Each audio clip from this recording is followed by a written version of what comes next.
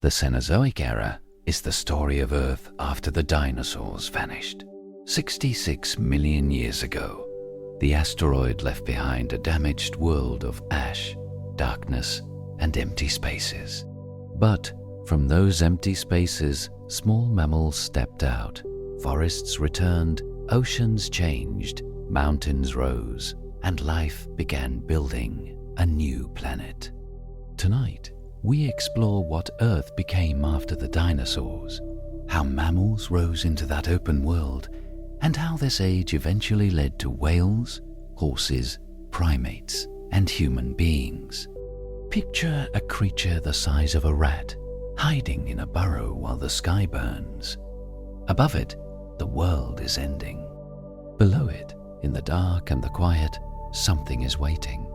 That creature is the ancestor of every mammal on Earth, including you. And tonight, we watch it inherit the world. 66 million years ago, a rock wider than a city was moving through space.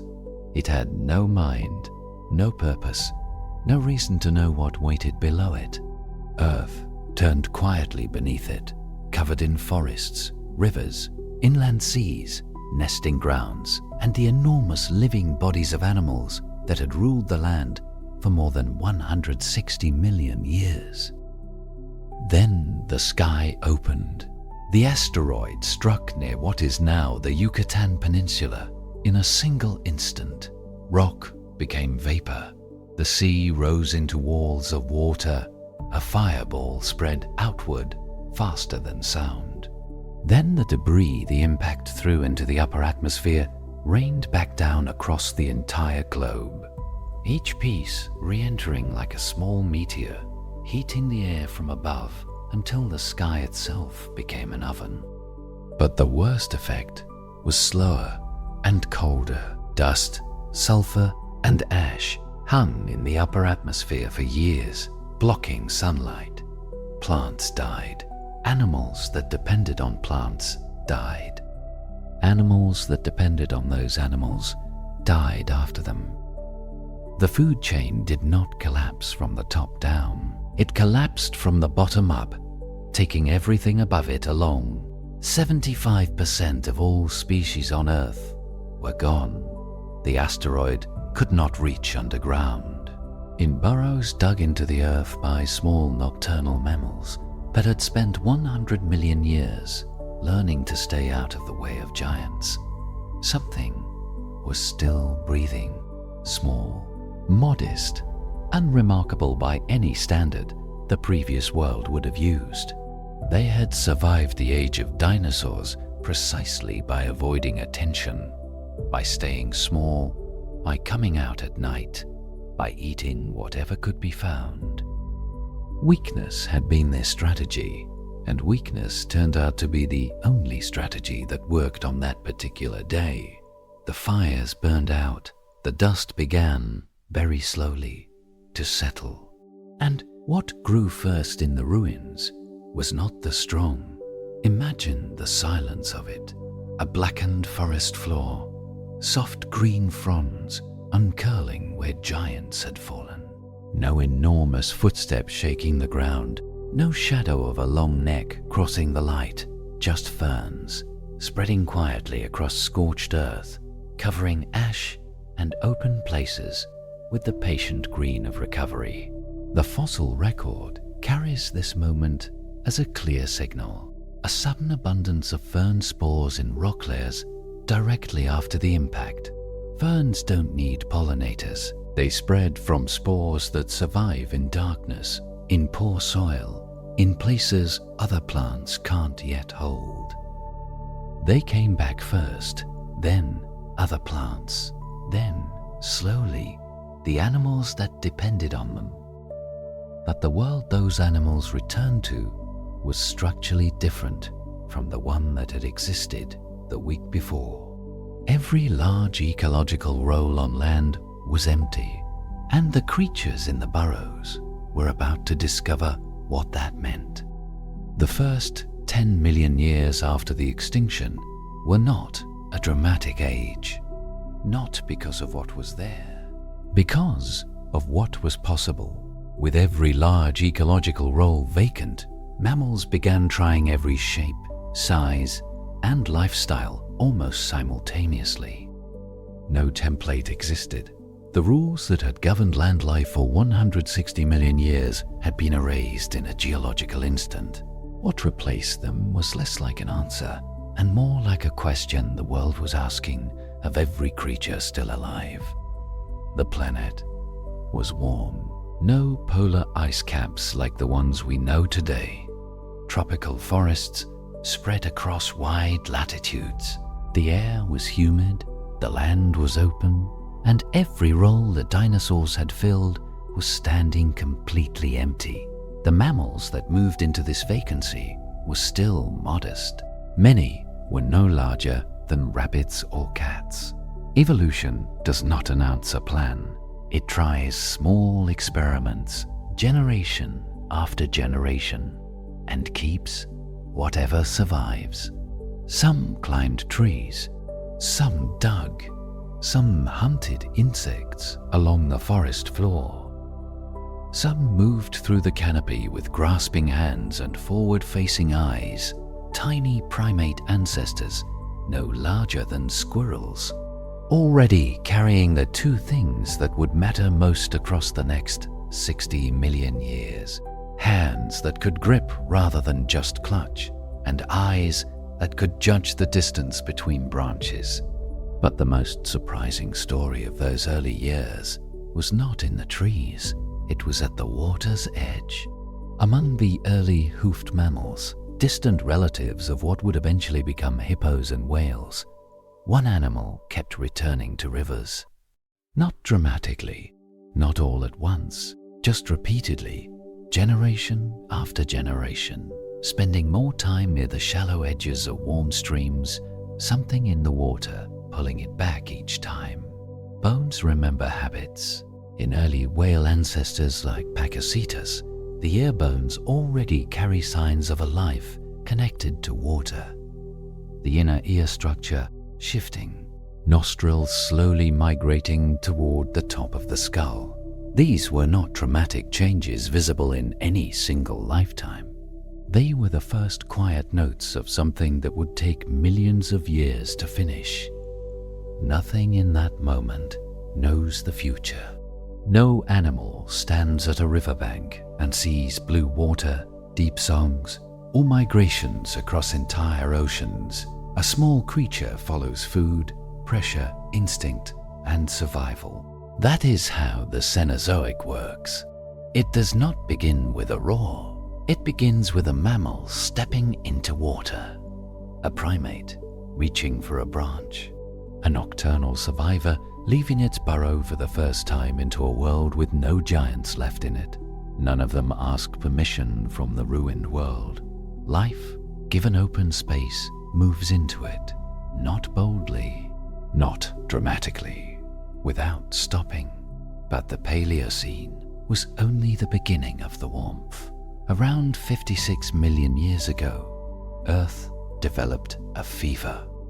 But the Paleocene was only the beginning of the warmth. Around 56 million years ago, Earth developed a fever. Picture the Arctic, but with crocodile relatives patrolling its coastlines. Not as an oddity, as an ordinary fact of a world most of Earth's creatures had no reason to question.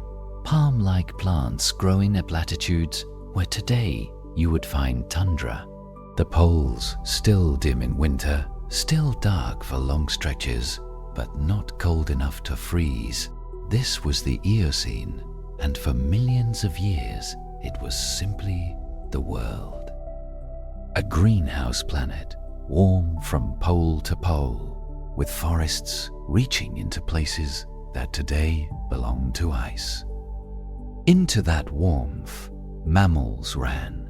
Early horses, small, forest-dwelling, with multiple toes suited for soft ground, spread across continents still connected in configurations they no longer hold. Early primates diversified in the canopy.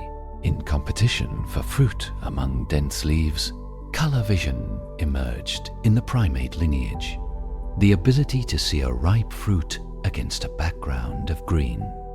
Bats appeared, already fully formed as bats, not simple gliders, but real flying hunters with echolocation already functional, claiming the night air that no mammal had ever occupied before. And in the oceans, the whale lineage completed its commitment to the sea. Ambulocetus, the walking whale, still had legs in the Middle Eocene, but spent most of its time submerged. By the late Eocene, the legs were nearly gone. The body had stretched, the tail had strengthened. The mammal that once stepped into a river had become something that could no longer leave the water. Then the fever sharpened. During a period scientists called the Paleocene-Eocene thermal maximum, global temperatures rose rapidly by several more degrees on top of an already warm world. Carbon flooded the atmosphere, perhaps from seafloor methane released in a cascade, perhaps from volcanic activity in the early North Atlantic. The cause is still studied. The effect was immediate. Mammals shrank. Across multiple lineages, body size decreased during the heat peak. Early horses went from the size of a small dog to something closer to a cat.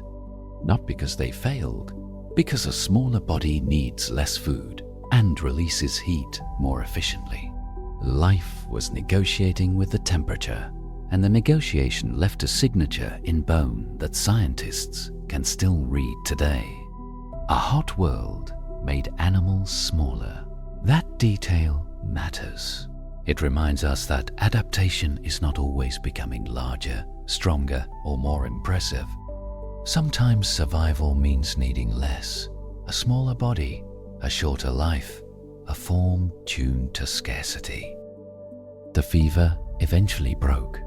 Rock weathering slowly drew carbon back down over tens of thousands of years. The planet cooled from its extreme peak, but the world that emerged was richer than the one that had entered it. The fever had not erased the Eocene. It had accelerated it.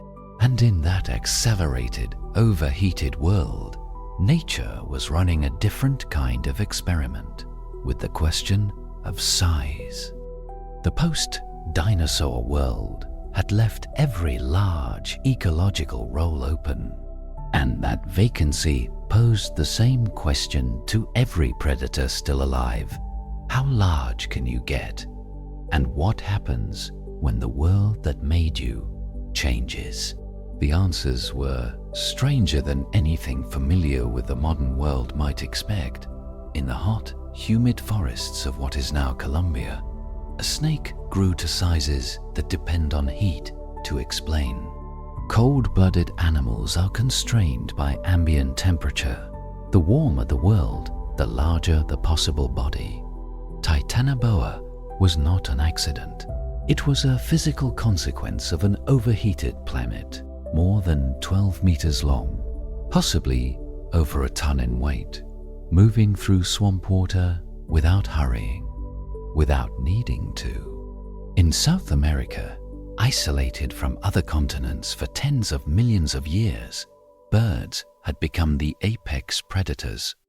Not flying birds, running birds. Terror birds stood taller than any human adult, some approaching 3 meters, with skulls built like weapons and beaks that curved downward like blades. Their wings were nearly useless appendages. They didn't need them. Nothing on their continent could challenge a 3-meter running bird at full pace. The dinosaurs were gone, but birds are descended from dinosaurs. In these running predators, something of the old world had returned in new shape. And in the oceans, Megalodon, a real shark, not a myth, produced teeth still found on ocean floors today, some as large as a human hand. The animal behind those teeth may have reached more than 15 meters. Its bite force could break bone. For millions of years, It was the unchallenged predator of every ocean on Earth. It did not disappear with the dinosaurs. It disappeared only 3.6 million years ago, long after our own ancestors were already walking upright in Africa. These were not failures of evolution. Titanoboa belonged to a world warm enough to sustain it. Terror birds belonged to a continent isolated enough to need them. Megalodon belonged to seas filled with the right prey. When those worlds changed, the animals changed with them. Titanoboa vanished as the Eocene cooled. Terror birds lost their isolation when a land bridge rose and mammal predators moved south for the first time. Megalodon faded as ocean temperatures dropped and the large prey it depended on shifted their ranges. They were gone, not because they were weak, but because they were specific. That is not a lesson about weakness. It is a fact about what perfection costs.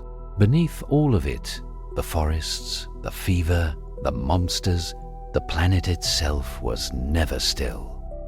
Beneath all of it, the forests, the fever, the monsters, the planet itself was never still. About 50 million years ago, India struck Asia. Before that collision, India had been an island continent, drifting north across the ocean for tens of millions of years. When it met Asia, the crust didn't simply stop. It folded, crumpled, thickened, rose into the Himalayas, which are still rising today, still being pushed skyward, millimeter by millimeter, by a collision that has not finished. A photograph of Everest is not a picture of something complete. It is a picture of a collision still happening in slow motion. The mountains didn't only change the skyline, they changed the weather, redirecting monsoon rains across vast stretches of Asia. And they did something less visible. As the Himalayas rose, they exposed enormous quantities of fresh rock to rain. When rain dissolves rock, it pulls CO2 from the atmosphere. A mountain range built by collision became, over millions of years, a quiet planetary thermostat, drawing carbon from the air and nudging the world, degree by degree, toward cooler conditions. Then, around 3 million years ago, a narrow strip of land rose from a shallow sea, the Isthmus of Panama. It looks like a small thing on a map, but closing the gap between North and South America changed ocean circulation across the entire planet.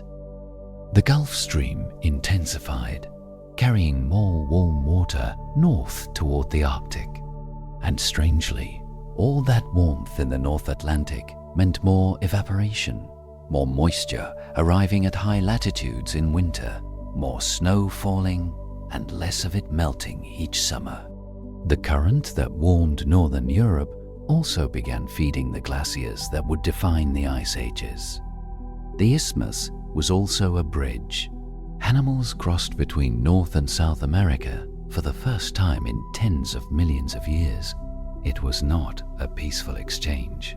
It was a meeting of two entirely separate evolutionary experiments.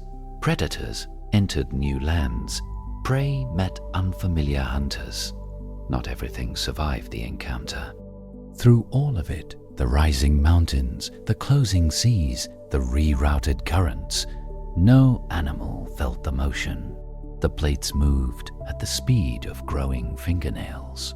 But the animals living above them were shaped by every millimeter. They never felt the motion, but they became the record of it.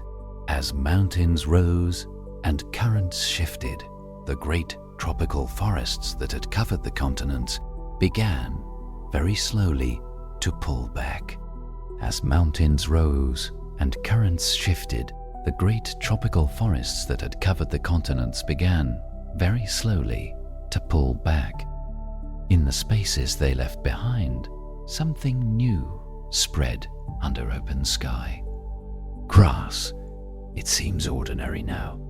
You walk on it. Animals graze on it in fields. It grows at the edges of roads and in gardens, in places so familiar it almost disappears from attention. But in the Cenozoic, grass changed the world. Unlike most plants, grass grows from the base of its leaves. You can bite the top of a blade, and the plant keeps growing. That single biological fact created a feedback loop forests couldn't match. Grazers ate grass. Grass survived being eaten. Open ground expanded. More sunlight reached the soil. More grass grew. More grazers came. Forest, once displaced by this system, rarely reclaimed the territory. But grass came with a cost buried inside its cells. Silica, the same material found in sand and glass, is embedded in grass tissue. It acts like microscopic sandpaper on the teeth of anything that eats it. Grass eaters wore their teeth down and died young, unless they evolved something to compensate. High-crowned teeth appeared across multiple separate lineages. Teeth built to last, to endure years of grinding without failing. Paleontologists can track grasslands through teeth.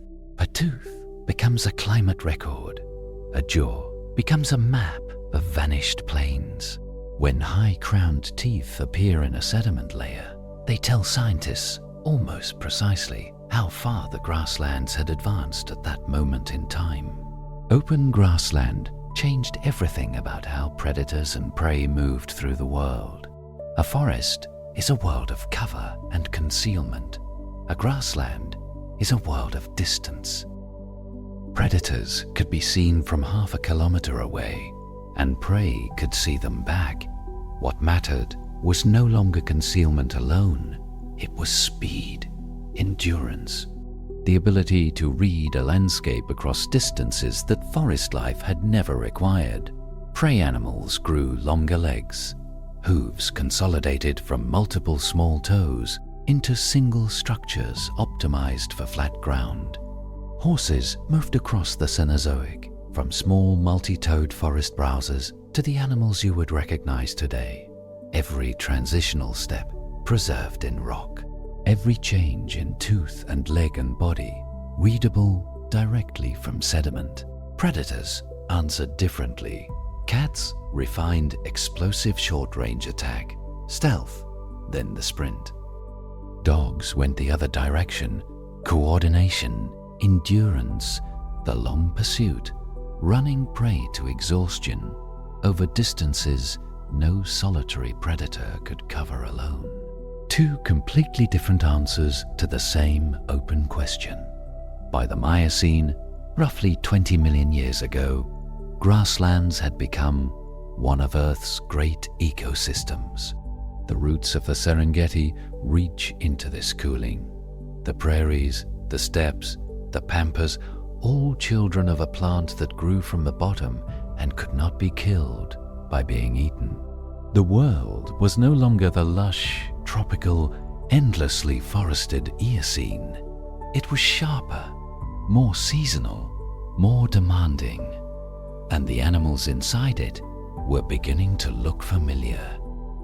12,000 years ago, not millions, 12,000, mammoths were alive, not fossils, animals, breathing, moving through cold air, lifting curved tusks to sweep snow from frozen grass.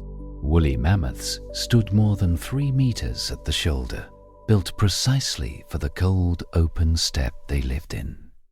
Thick coats, deep fat reserves, bodies shaped by millions of years of glacial pressure. Some lasted even longer. On Wrangel Island in the Arctic Ocean, a population survived until roughly 4,000 years ago. By then, the pyramids of Egypt had already been built. The first wheels were already turning, and somewhere in the Arctic, a mammoth was still alive. That fact is difficult to absorb. The world of giants did not end with the dinosaurs. It ended close enough to touch the edge of recorded history.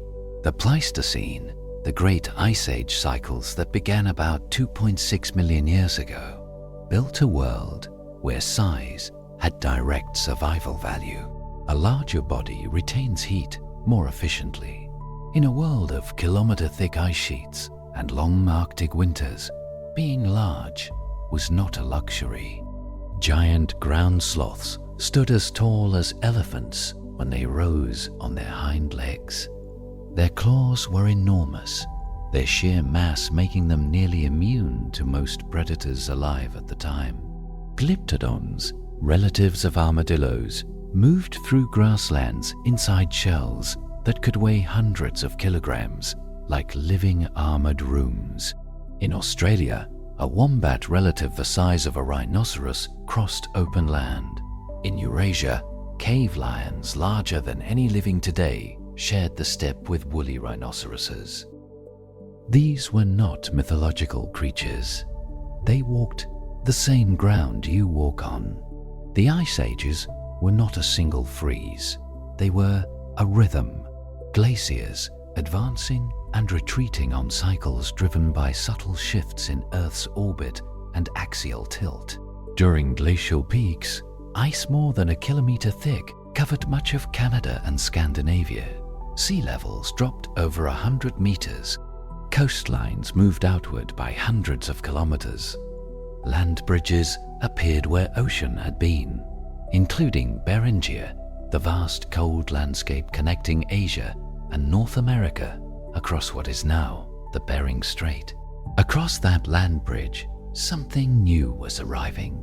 Something small and fragile and dangerous in a way the Pleistocene megafauna had no evolutionary vocabulary for. The end of the megafauna is still debated. Climate was changing. Ice Age habitats were shifting. Human pressure arrived at different times in different places. The causes were likely tangled, but the pattern repeats. Where humans arrived in worlds that had no evolutionary memory of coordinated tool-using hunters, large animals disappeared fastest. Where animals had shared landscapes with hominins for millions of years, more survived. A world of giants became a world of absences. The elephants and rhinos alive today are not small animals, but they are among the last living echoes of a time when animals of that scale were far more common, far more varied, far more present on every continent. Their silence is part of the world we inherited, and in that silence, one animal was already writing its own story, not with claws or armor or size, with something the Cenozoic had never produced before. Early hominins were prey. No fangs, no claws, no armor, and nothing close to the speed of the animals that hunted them. The skulls of early human ancestors carry puncture marks from saber-toothed cats, bones bearing gnaw marks from prehistoric hyenas. Everything that had made the Cenozoic's greatest hunters powerful, they lacked entirely. And yet, here we are. The shift was not sudden. It was a long accumulation of small advantages that did not look decisive at the time. Bipedalism freed the hands permanently from locomotion. Hands that could grip, shape, and carry became more valuable than almost any physical attribute a primate could develop in a world of expanding grasslands. The first stone tools were not symbols of dominance. They were compensations for weakness. Rocks struck against rocks to produce sharp edges, manufactured in advance and carried to where the need would arise. No other animal in the Cenozoic had done this. Fire came later, and fire changed the night. It cooked food, releasing more energy from less. It warmed bodies. It pushed predators back. It turned the most dangerous hours into a space where memory, language, and planning could gather, and language changed what knowledge could do. One person's experience became the property of everyone around them, without those others needing to survive it themselves. A failure that killed, one became information that kept the rest alive. Knowledge stacked across generations without requiring any change to the body, only to what the body carried. Cumulative culture, the ability to adapt faster than evolution, not by changing the body, but by changing what the body knows. Humans were not the most powerful creatures the Cenozoic produced. Megalodon would have ended us in the water. Titanoboa outweighed most modern vehicles. Parasaurolophus, the largest land mammal that ever lived, a hornless rhinoceros relative standing 5 meters at the shoulder, had no biological reason to notice our existence. Every large predator of the Pleistocene was physically more powerful in any direct comparison. But we are the only ones still here, not because we won every confrontation, not because we were built better, because we learned faster than anything else in this story how to live inside whatever version of the planet was currently offering. When the climate shifted, we changed what we ate. When the prey moved, we changed how we hunted. When the grasslands moved, we followed and eventually learned to plant them ourselves. That is the inheritance of the small mammal in the burrow.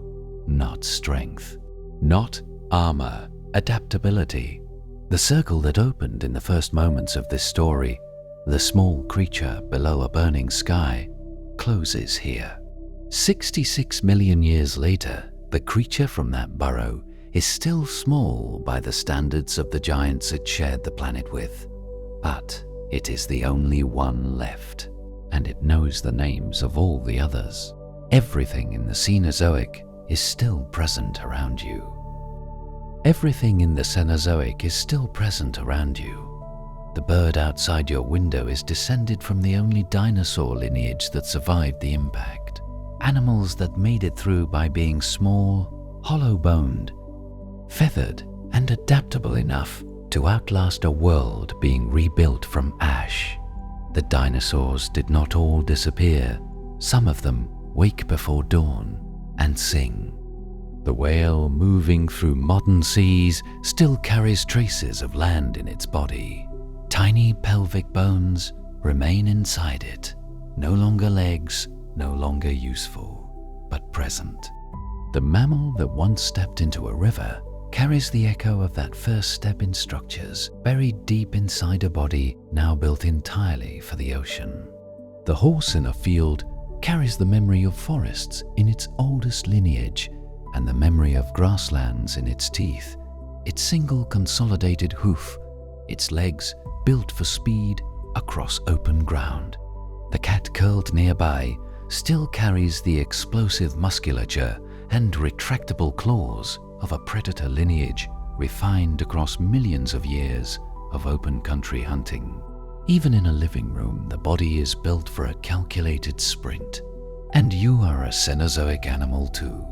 Your forward-facing eyes, the depth perception you are using right now, evolved in Eocene primates, reaching for fruit in dense forest canopies, where judging the distance between branches was the difference between reaching the next one and falling.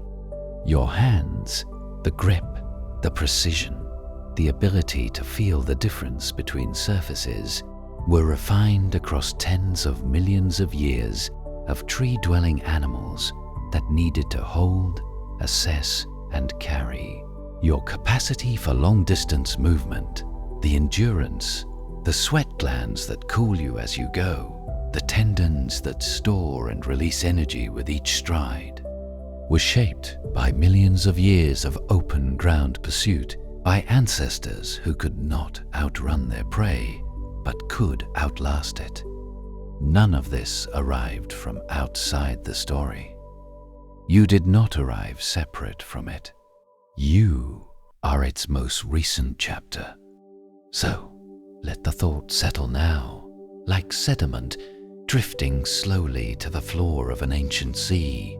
66 million years of life, finding its way through fire and cold and heat and ice, through the rise of mountains and the drift of continents, through creatures so enormous we have no words for them, and so small they survived in the cracks of a burning world. All of it patient, all of it continuing. The planet does not hurry. It moves as slowly as a fingernail growing, as steadily as a mountain rising, as quietly as a forest spreading toward the poles in a warming world. In that slowness, everything we followed tonight was carried forward. The primate in the tree, the whale ancestor by the river, the horse crossing the grassland, the hominin on the open plain with a stone edge and a fire and a language that could name the stars. You do not need to hold any of it tonight. The mammoths are gone, but elephants remain. The terror birds have been silent for millions of years, but birds still cross the morning sky with hollow bones and sharp eyes. The seas that once covered the land beneath your feet have long since vanished, but their fossils remain in the rock below. Nothing that has ever lived on this planet has been entirely lost. It has only changed form, and so can tonight, from wakefulness into something quieter, from thought into drift, from the long day into the dark. Let that long, patient history hold you. It has been carrying life for 66 million years. It can carry you for a few more hours.